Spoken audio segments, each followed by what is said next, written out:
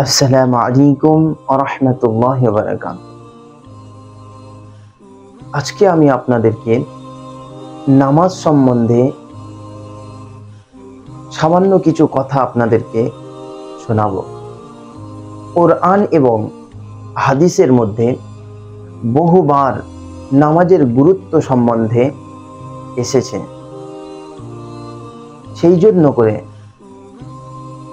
হাদিসের মধ্যে রাসূলুল্লাহ সাল্লাল্লাহু আলাইহি ওয়াসাল্লাম বলেছেন যে সমস্ত বিষয়ের মাথা হলো ইসলাম, আর তার মধ্যে স্তম্ভ হলো নামাজ। তো সেই নামাজ এত গুরুত্ব, তো এখনো পর্যন্ত যে সমস্ত মুসলিম ভাই নামাজ পড়ি না, কিংবা কখনো পড়ি কখনো ছাড়ি, তো আসুন আজ থেকে আমরা এখন থেকেই নিয়ত করে নেই যে নামাজ আর কোনো সময় ছাড়ব না।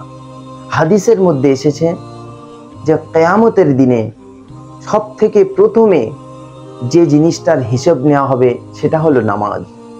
তো আসুন আজ থেকে আমরা নামাজের গুরুত্ব দেই এবং জিন্দেগির শেষ মুহূর্ত পর্যন্ত নামাজ আমাদের সাথী বানিয়ে নেই। সবাই ভালো থাকবেন, সুস্থ থাকবেন। আসসালামু আলাইকুম ওয়া রাহমাতুল্লাহি ওয়া বারাকাতুহু।